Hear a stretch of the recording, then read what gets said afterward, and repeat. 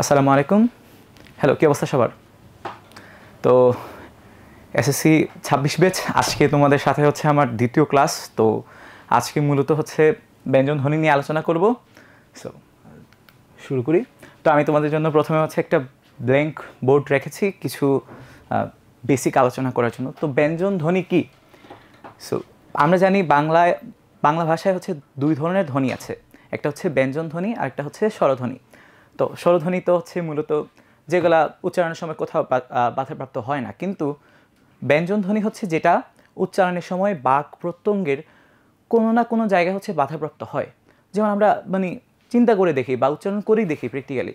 ক, যেমন ব্যঞ্জন ধ্বনিগুলো কি ক, খ, গ, ঘ, এরকম ক যখন বলতেছি আমরা কিন্তু ফিল করতেছি কোথাও না কোথাও বাধা পাচ্ছে। সো এই জন্য এটা হচ্ছে ব্যঞ্জন ধ্বনি নামে আমরা অ্যাড্রেস করি। সো ব্যঞ্জন ধ্বনিকে আবার মূলত কয়েকটা ক্লাসিফিকেশনের আওতায় নিয়ে আসা হয়। তো সেগুলো কি? সেগুলো হচ্ছে মূলত চারটা আর কি মোটা দাগে। সেটা হচ্ছে আমি দুঃখিত, আমি হচ্ছে লিখে দেখাচ্ছি।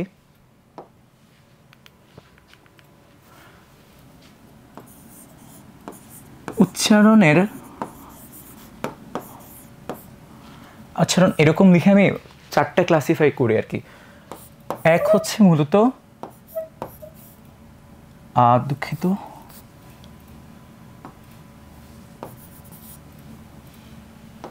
একে আমরা লিখতে পারি উচ্চারণ মূলত হচ্ছে উচ্চারণ স্থানের উপর ডিপেন্ড করে একটা ভাগ। দুই হচ্ছে আপনার প্রকৃতি, উচ্চারণ প্রকৃতি আর কি। এগুলো আমি হচ্ছে একটু বিশ্লেষণ করব, প্রথমে আমি লিখে ফেলি। So it would be better to explain. এরপর হচ্ছে কম্পন মাত্রা, অ্যান্ড লাস্টলি হচ্ছে বায়ু প্রবাহের বেগের উপর। বেগ, ইয়েস। সো এখানে আমরা দেখতে পাচ্ছি ব্যঞ্জন ধ্বনিকে মোটামুটি হচ্ছে, এটা আমরা হচ্ছে কেটে দিতে পারি, চারটি ভাগে মোটা দাগে হচ্ছে ভাগ করা হচ্ছে। সো এই যে চারটি ভাগ, এগুলোকে মূলত হচ্ছে একটু যদি আমি এক্সপ্লেইন করি তাহলে কি হবে। এই যে উচ্চারণ স্থান, আমি যদি কালার একটু চেঞ্জ করি, এই যে হচ্ছে উচ্চারণ স্থান। তো আমাদের কোন জায়গা থেকে ধ্বনিটা হচ্ছে উৎপন্ন হচ্ছে, জেনারেট হচ্ছে, এটার উপর ডিপেন্ড করে একটা ভাগ করা হয়েছে। এটাকেই হচ্ছে উচ্চারণ স্থান অনুযায়ী ব্যঞ্জন ধ্বনি। সো এটা মোটামুটি 7টা ভাগে ভাগ করা। আমরা হচ্ছে এরপরই আলোচনা করব এটা নিয়ে। যেমন অষ্টধ্বনি হতে পারে, তালব্য ধ্বনি হতে পারে, মূর্ধন্য ধ্বনি হতে পারে। সো এরপর হচ্ছে প্রকৃতি অনুযায়ী। প্রকৃতি কি? মূলত উচ্চারণটা কোন প্রক্রিয়ায় হচ্ছে, জেনারেটটা কোন প্রক্রিয়ায় হচ্ছে, সেটা হচ্ছে প্রকৃতি। তো এটা নিয়েও আলোচনা করব। কম্পন মাত্রা, কম্পন মাত্রার উপর ভিত্তি করে আবার দুইটা ভাগে ভাগ করা হয়, যেমন ঘোষ ধ্বনি আবার অঘোষ ধ্বনি। তো কম্পন মাত্রা হচ্ছে আমাদের ধ্বনিদ্বার, যেটাকে হচ্ছে আমাদের ভোকাল কর্ড বলে। তো আমরা যখন উচ্চারণ করি তখন আমাদের ধ্বনিধারে যে কম্পন মাত্রা, সেটার কম বেশির উপর নির্ভর করে হচ্ছে এই দুই ভাগে ভাগ করা হয়। সো এরপর হচ্ছে আমাদের বায়ু প্রবাহের বেগ, এটার মাধ্যমে এটার উপর ভিত্তি করে হচ্ছে আরও দুই ভাগে ভাগ করা হয়। সো এটা হচ্ছে সেই দুই ভাগ হচ্ছে মহাপ্রাণ এবং অল্পপ্রাণ ধ্বনি আর কি। তো এই বায়ু প্রবাহটা হচ্ছে আমার উচ্চারণের সময় বায়ু প্রবাহের বেগ কম বেশির উপর ডিপেন্ড করে হচ্ছে এই জিনিসটাকে ক্লাসিফাই করা হচ্ছে। সো আমি আপাতত এটার বেসিক আলোচনাটা হচ্ছে মূলত এখানেই শেষ করলাম। এখন আমরা হচ্ছে একটু অ্যাডভান্সড আলোচনায় যাই। এই যে আমি একটু আগে যেটা নিয়ে কথা বলছিলাম, এটা হচ্ছে উচ্চারণের স্থান অনুযায়ী ব্যঞ্জন বর্ণের শ্রেণী বিভাগ। এই যে হচ্ছে আমাদের আছে প্রথমে কি অষ্ট ব্যঞ্জন। এগুলা কি? অষ্ট মানে কি? ওষ্ঠ মানে হচ্ছে আমাদের ঠোঁট। সো ওষ্ঠ মানে হচ্ছে ঠোঁট। তাহলে আমরা খুব স্বাভাবিকভাবেই বুঝতে পারি যে এটা এমন ধরনের কিছু ধ্বনি যেগুলো উচ্চারণের ঠোঁটের প্রভাব মোটামুটি অনেক বেশি, বা ঠোঁটের প্রভাব আছে। তো এগুলা কি? এই ব্যঞ্জনগুলো হচ্ছে কোনগুলা? ব্যঞ্জনধ্বনি প, ফ, ব, ভ, ম। আচ্ছা আমরা দেখি তো, প উচ্চারণ করি, ফ উচ্চারণ করি, এগুলো যখন উচ্চারণ করতেছি আমাদের ঠোঁটের প্রয়োজন পড়তেছে না? সো আমরা এগুলো মুখস্থ করব না, আমরা হচ্ছে এগুলা ভালো করে বুঝে বুঝে পড়ব। যখনই মুখস্থ করতে যাব তখনই আমাদের কাছে সেটা হ্যাসেল মনে হবে, হ্যাকটিক মনে হবে, and at the same time puzzling মনে হবে। তো আমরা মিন টাইমে হচ্ছে সেই জিনিসগুলো বটল করতে পারি। বাট আমরা যখন কনটেক্সচুয়ালি পড়বো, আমরা যখন বুঝে বুঝে পড়বো, আমরা যখন রিয়েলিটির সাথে মিলায় পড়বো, তখন সেগুলো আমাদের মুখস্থ করাও লাগবে না, অ্যান্ড আমরা খুব সহজে এগুলোকে হচ্ছে গ্র্যাস্প করতে পারবো। অ্যান্ড এখন এটা হচ্ছে দন্ত ব্যঞ্জন। আচ্ছা, দন্ত মানে কি? দন্ত মানে কি বলেন? দন্ত মানে হচ্ছে দাঁত। সো অবশ্যই সেখানে দাঁতের একটা ব্যবহার আছে। এখন এগুলা কি? ত, থ, দ, থ। আর আমরা যদি ত, ত, ত, থ, দ, ধ বলি, তাহলে আমাদের জিহ্বার ডগা যেটা, এই যে আমাদের সামনে জিহ্বার ডগাটা কোথায় গিয়ে আঘাত করতেছে, বা কোথায় গিয়ে হচ্ছে সংস্পর্শ হচ্ছে, বা কোথায় গিয়ে স্পর্শ করতেছে? অবশ্যই আমাদের উপরের পাটির দাঁতে। সো এই জন্য এরা হচ্ছে দন্ত ব্যঞ্জন। আপনি একটু উচ্চারণ করেন, ত, জিহ্বার ডগা কোথায় গিয়ে লাগতেছে, ফিল করেন। অবশ্যই দাঁতের পাটিতে, উপরের দাঁতের পাটিতে। এরপর হচ্ছে দন্তমূলীয় ব্যঞ্জন। এগুলো হচ্ছে কি? দন্তন, র, দন্তল, দন্তন, র, ল, স। এখন এই দন্তমূলীয় ব্যঞ্জন আর এই দন্ত ব্যঞ্জন, এই দুইটা মনে হতে পারে খুবই সিমিলার, উচ্চারণেও মোটামুটি সিমিলার, বাট এটার মধ্যে কিছু সাটেল পার্থক্য আছে, সেগুলো হচ্ছে আমি এখন এক্সপ্লেন করব। এই যে দন্ত ব্যঞ্জন, এটা কোথায় আপনার জিভের ডগা কোথায় গিয়ে স্পর্শ করে আমি বলছিলাম? উপরের পাটির দাঁতে। কিন্তু এই যে দন্তমূলীয় ব্যঞ্জন যেগুলা, সেগুলা কিন্তু উপরের দাঁতের পাটিতে না, উপরের দাঁতের হচ্ছে মানে উপরের পাটির দাঁতে না, সেগুলো হচ্ছে মূলত উপরের পাটির দাঁতের মূলে, গোড়ায়। যে দন্তমূলীয়, এই যে এখানে একটা কথা আছে, মূলীয়, মূল মানে কি? রুট, গোড়া। সো যখন আমরা দন্তন উচ্চারণ করব, খেয়াল করে দেখেন, দন্ত ন, ন, ন, যখন আমরা ন উচ্চারণ করব, ন, তখন কিন্তু জিহ্বার ডগাটা একটু নিচে নিচে নেমে আসতেছে, মানে হচ্ছে দাঁতের থেকে দাঁতের গোড়ায় গিয়ে স্পর্শ করতেছে। সো এই জিনিসটা হচ্ছে আমরা খুব ইজিলি ডিফারেন্সিয়েট করতে পারি। ওকে, এরপর হচ্ছে আমরা কি বলতেছি? মূর্ধন্য ব্যঞ্জন, ট, ঠ, ড, ঢ, এগুলা। সো এখন মূর্ধন্য কি? মূর্ধন্য ব্যঞ্জন হচ্ছে মূর্ধা, মূর্ধা থেকে উৎপন্ন ধ্বনি। সো মানে মূর্ধার সাহায্যে উৎপন্ন ধ্বনি, মূর্ধা থেকে উৎপন্ন হয় না, মূর্ধার সাহায্যে।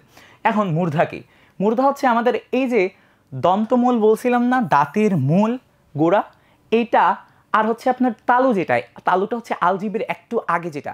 সো তালু অ্যান্ড হচ্ছে আমাদের দাঁতের মূল ও মানে গোড়া, এই দুইটার মাঝামাঝি একটু খেয়াল করে আপনি জিহ্বা লাগাই দেখেন যে একটু নিচু, মানে একটু ঢালু জায়গা আছে বা একটু শক্ত জায়গা আছে, এই জিনিসটা হচ্ছে আমাদের মূর্ধা।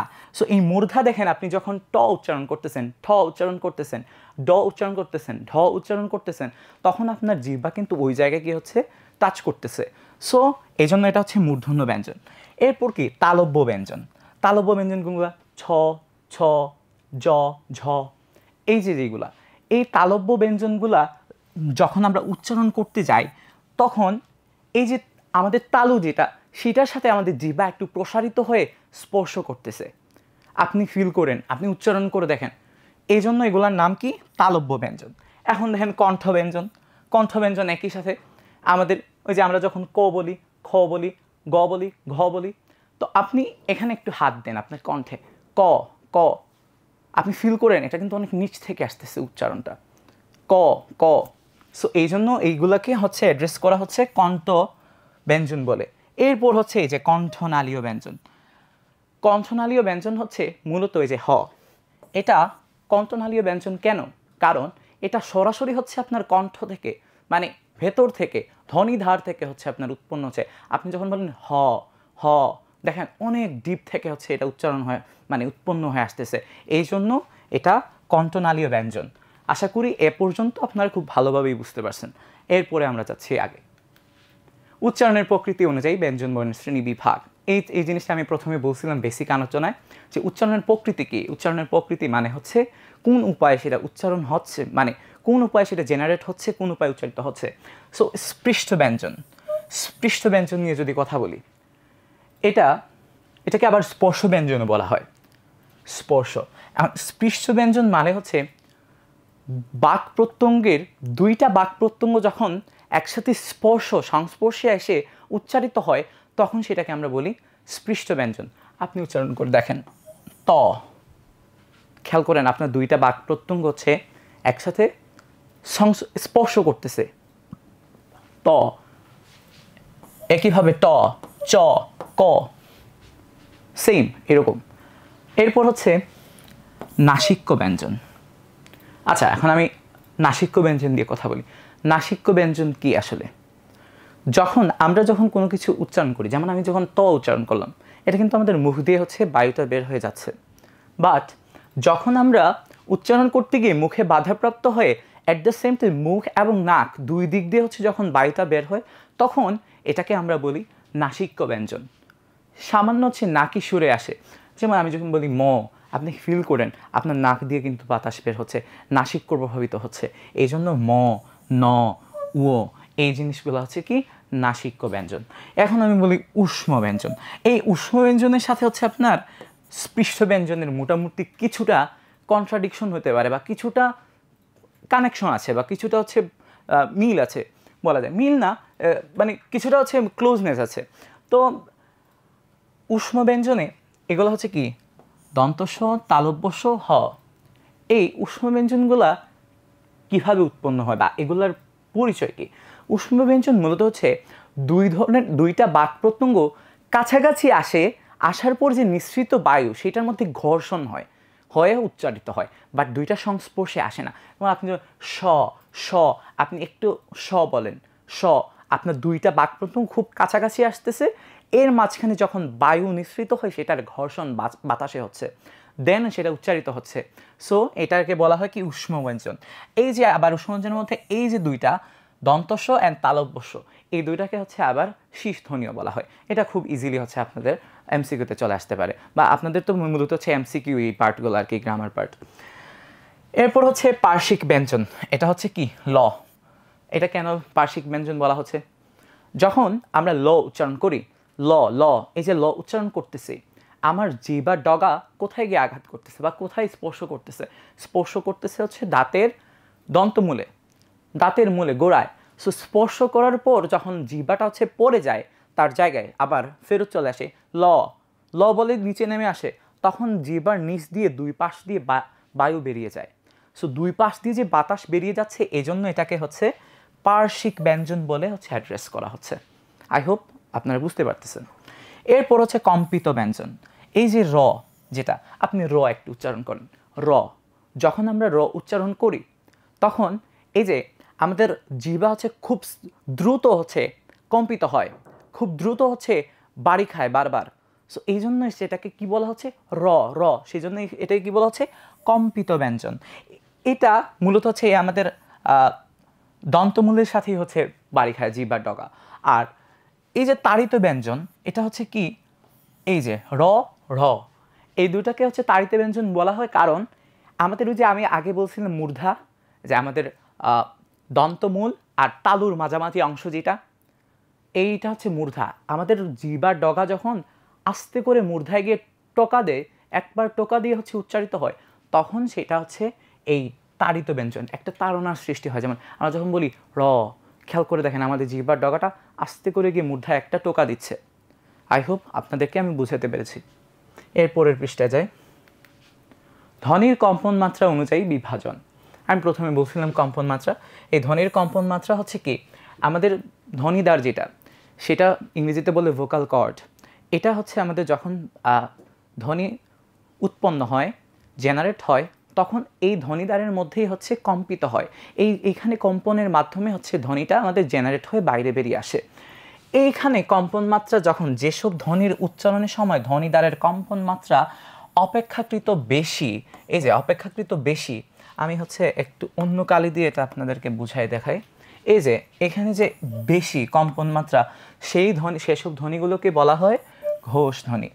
যেমন এই যে ব, ভ, ম, দ, ধ, ন, র, ল, এই জিনিসগুলা, এগুলা উচ্চারণের সময় আমাদের ধ্বনিধারে কম্পন মাত্রা তুলনামূলকভাবে বেশি, এই জন্য এগুলোকে কি বলা হয় ঘোষ ধ্বনি বলা হয়। আর যেসব ধ্বনি উচ্চারণের সময় ধ্বনিদ্বারের কম্পন মাত্রা অপেক্ষাকৃত কম, সেগুলোকে কি বলা হয়, সেগুলোকে বলা হয় অঘোষ ধ্বনি।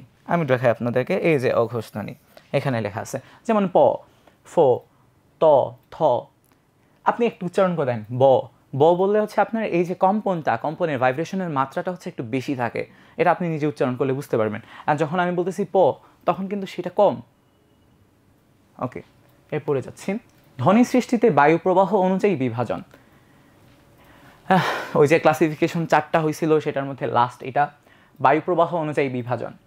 অল্প প্রাণ ব্যঞ্জন, এই যে যেসব ধ্বনি উচ্চারণের সময় ফুসফুস থেকে নির্গত বায়ু প্রবাহের মাত্রা অপেক্ষাকৃত কম, সেগুলোকে বলা হয় অল্প প্রাণ ধ্বনি।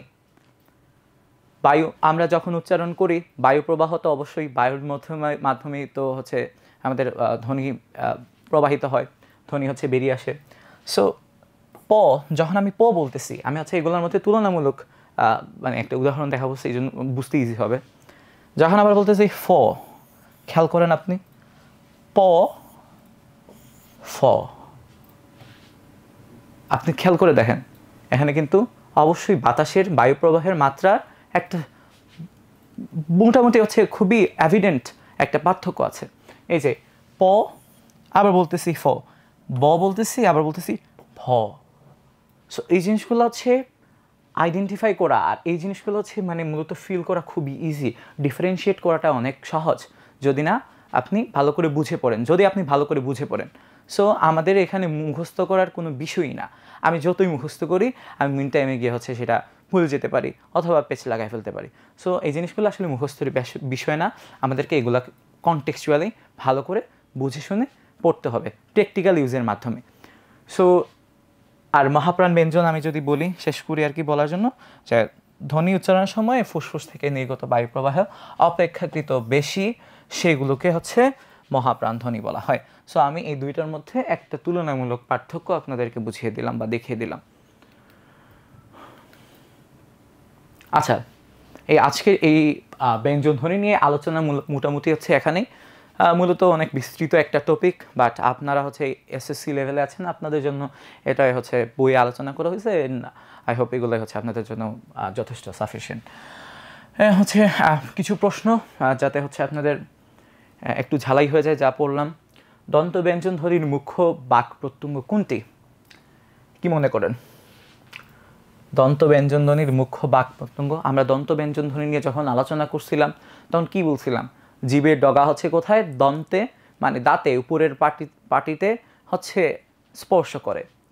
তো এখানে মূলত মুখ্য বাক প্রত্যঙ্গ কোনটি, এগুলোর একটা চার্ট মনে হয় বইয়ে দেওয়া আছে, সেগুলো একটু চোখ বোলাই নেবেন। এটা হচ্ছে উত্তর জিভের ডগা। জিভের ডগা কারণ হচ্ছে এখানে আপনার চলমান বা এখানে অ্যাক্টিভ পার্টটা কোনটা? অবশ্যই জিভের ডগা, এটাই হচ্ছে গিয়ে আপনার দাঁতের পাটিতে হচ্ছে স্পর্শ করতেছে। সো খুব স্বাভাবিকভাবেই হচ্ছে জিভের ডগা সঠিক উত্তর। এরপর হচ্ছে আমরা 2 নম্বরে চাই, কোন ব্যঞ্জন ধ্বনি উচ্চারণের সময় জিভের ডগা উপরের পাটির দাঁতের গোড়ার সঙ্গে লেগে বায়ুপথে বাধা সৃষ্টি করে? এখানে কি প্রশ্ন আছে? জিভের ডগা আছে, উপরের পাটির দাঁতের গোড়া আছে। আচ্ছা, এখানে উত্তরটা কি হবে? খুব সহজ, উত্তরটা হচ্ছে দন্তমূলীয় ব্যঞ্জন। কারণ কি? এই যে জিভের ডগা, দন্ত ব্যঞ্জন, দন্তমূলীয় দুইটাতেই হচ্ছে জিভের ডগা ইনভলভড আছে। বাট দুইটার মধ্যে পার্থক্য কি? একটা হচ্ছে দাঁতের সাথে দাঁতের উপরের পাটির দাঁতে হচ্ছে স্পর্শ করে, অ্যান্ড আরেকটা হচ্ছে দাঁতের গোড়ায় স্পর্শ করে। সো এখানে দাঁতের গোড়া দিয়ে দিছে, অ্যান্ড খুব সহজভাবে আমরা হচ্ছে গোড়া মানে মূল, সো আমরা খুব সহজেই এই দুইটাকে হচ্ছে আইডেন্টিফাই করতে পারি বা দুইটাকে হচ্ছে বুঝতে পারি। এখন যদি এখানে জাস্ট দাঁত বলতো উপরের পাটির দাঁত, গোড়াটা যদি না থাকতো, তখন অবশ্যই উত্তর হতো দন্ত ব্যঞ্জন। আশা করি বুঝতে পারছেন। পার্শ্বিক ব্যঞ্জন ধ্বনির উদাহরণ, যেটা নিয়ে হচ্ছে আমি খুব ভালো করে এক্সপ্লেইন করছি আই হোপ। যেমন এটা হচ্ছে উত্তর প্রথমেই বলে দিই, ল। এটার কারণ হচ্ছে আমাদের জিভের ডগা, যেটা জিভের ডগা আপনার যখন দাঁতের মধ্যে স্পর্শ করে, ল, দাঁতের মূলেও স্পর্শ করে যখন আবার তার নিজের জায়গায় ফিরে আসে, তখন পাশ দিয়ে জিভের দুইটা বাতাস বের হয়ে যায় দুই পাশ দিয়ে, তো সেই জন্য এটাকে পার্শ্বিক ব্যঞ্জন ধ্বনি বলে হচ্ছে অ্যাড্রেস করা হয়। এরপর হচ্ছে ফুসফুস থেকে নির্গত বায়ু প্রবাহ কম থাকলে সেগুলোকে কি বলে? বায়ু প্রবাহ কম থাকলে, এই যে প্রথমে বলছি বায়ু প্রবাহ কম থাকলে হচ্ছে অল্প প্রাণ। এই যে লাস্টে হচ্ছে আমরা আলোচনা করলাম বায়ু প্রবাহ বেশি থাকলে হচ্ছে মহাপ্রাণ এবং বায়ুপ্রবাহ যদি কম থাকে তাহলে সেটাকে আমরা অল্প প্রাণ বলবো। এরপর কম্পিত ব্যঞ্জনের উপস্থিতি আছে কোন শব্দে? আছে কম্পিত ব্যঞ্জন কি? আমরা একটু আগে পড়ছি, কম্পিত ব্যঞ্জন হচ্ছে মূলত আমাদের যখন উচ্চারণ করি, উচ্চারণের সময় কম্পন মাত্রা আর কি। তো দুঃখিত, এখানে কম্পিত ব্যঞ্জন হচ্ছে মূলত আমাদের মুখের ভেতরে আমরা যখন র বা এরকম যদি উচ্চারণ করি তখন যে কম্পন সৃষ্টি হয়, যে বারবার একসাথে বাড়ি মারে, সো এই জিনিসটাকে হচ্ছে এখানে অ্যাড্রেস করা হচ্ছে কম্পিত ব্যঞ্জন বলে। কম্পিত ব্যঞ্জনের উদাহরণ কোথায় আছে? বড় না, এগুলো তো তারিত, হ্যাঁ চানাচোর, এই যে এখানে র আছে, কম্পিত ব্যঞ্জন। এরপর উচ্চারণ স্থান ও প্রকৃতি এবং ধ্বনির কম্পন প্রবাহ ও বায়ু প্রবাহের অনুযায়ী ব্যঞ্জন ধ্বনি কত প্রকার? এটা খুবই ইন্টারেস্টিং একটা প্রশ্ন। আর ভালো করে একটু দেখেন, যারা এখন পর্যন্ত মনোযোগ দিয়ে ক্লাস করতেছেন খুব সহজেই এটার উত্তর দিতে পারবেন। এটা কেন ইন্টারেস্টিং প্রশ্ন বললাম? এখানে প্রশ্নের মধ্যেই হচ্ছে আপনার উত্তর দেয়া আছে। এই প্রশ্নটা আপনাদের আসতে পারে, এগুলো আছে খুবই রিয়েল প্রশ্ন। খেয়াল করেন, উচ্চারণ স্থান, প্রকৃতি, কম্পন প্রবাহ অ্যান্ড বায়ু প্রবাহ, 4টা জিনিস দিয়ে দিছে। তো এখানে আর উত্তর কি? এটা তো উত্তর আপনার প্রশ্নই দিয়ে দিছে যে উচ্চারণ স্থান ও প্রকৃতি এবং ধ্বনির কম্পন প্রবাহ ও বায়ু প্রবাহ অনুযায়ী ব্যঞ্জন ধ্বনি কত প্রকার। খুব সহজ, 4 প্রকার, কারণ 4টা এখানে প্রশ্নই দেওয়া আছে। সো আশা করি হচ্ছে আজকে মূলত কয়েকটা প্রশ্ন সলভ করলাম। হ্যাঁ, আরেকটা প্রশ্ন আছে, সরি। পবর্গীয় ধ্বনিগুলোর উচ্চারণ ও স্থান অনুযায়ী নাম। পবর্গীয়, আচ্ছা প উচ্চারণ করেন তো। প উচ্চারণ করলে কী লাগতেছে? ঠোঁটে 2টা ঠোঁট স্পর্শ হচ্ছে না? তাহলে ঠোঁটের একটা কাজ আছে, ঠোঁট মানে কি? ওষ্ঠ। তাহলে কি হবে উত্তর? ওষ্ঠধ্বনি, খুব স্বাভাবিক। এরপর হচ্ছে কণ্ঠনালীয় ধ্বনির উদাহরণ কোনটি? কণ্ঠনালীয় ধ্বনির উদাহরণ কি বলেন তো? কণ্ঠনালীয় ধ্বনির উদাহরণ হচ্ছে হ। হ কোত্থেকে আসতেছে? হ উচ্চারণ করেন, হ উচ্চারণ করে দেখেন, হটা হচ্ছে একদম কণ্ঠনালী থেকে উৎপন্ন হচ্ছে। এরপর হচ্ছে র এবং র ধ্বনি দুটিকে কি ধ্বনি বলে? এটা তো হচ্ছে আমাদের এই যে র, যখন আমি বলতেছি র, এই যে জিহ্বা ডগা হচ্ছে খুব সূক্ষ্মভাবে হচ্ছে আমাদের মূর্ধায় একটা ঠোকা দিচ্ছে, অ্যান্ড এই টোকার মাধ্যমে এই যে এখানে একটা তাড়না সৃষ্টি হচ্ছে, এটা হচ্ছে তাড়নজাত ধ্বনি। মহাপ্রাণ ধ্বনির উদাহরণ কোনটি? মহাপ্রাণ ধ্বনির উদাহরণ দেখেন তো, ক, গ, এগুলো কি মহাপ্রাণ? মহাপ্রাণ কীভাবে হয়? যখন উচ্চারণের সময় বায়ু প্রবাহের বেগ বেশি থাকে তখন সেটাকে মহাপ্রাণ ধ্বনি বলা হয়। তো মহাপ্রাণ ধ্বনি ক বলতেছি, বায়ু প্রবাহ বেগ বেশি মনে হচ্ছে, দেখেন তো আপাত দৃষ্টিতে যদি মনেও হয়, আমি যখন বলবো খ তখন কি আর মনে হয় কয়ে বায়ু প্রবাহের বেগ বেশি খ থেকে? না, খুব স্বাভাবিকভাবে এরকম, এই যে খ ঘ, এটাই হচ্ছে সঠিক উত্তর। খ, ঘ, তো এগুলো যখন উচ্চারণ করতেছি খুব স্বাভাবিকভাবে ক, গ এগুলো থেকে অনেক বেশি বায়ু প্রবাহ বেশি, তাই না? সো এগুলোর উত্তর হচ্ছে কি? খ এবং হ। নিচে হচ্ছে এটা হতে পারে, বাট এই দুইটা তো হচ্ছেই না, অ্যান্ড এটাও না। সো খ নাম্বারটা হচ্ছে সঠিক উত্তর। সো আজকের মতো হচ্ছে ব্যঞ্জন ধ্বনি নিয়ে যতটুকু আলোচনা করা হলো সেটুকু হচ্ছে আপনারা ভালো করে পড়বেন, প্র্যাকটিস করবেন, অ্যান্ড আশা করি পরীক্ষায় ভালো কিছু হবে। আসসালামু আলাইকুম।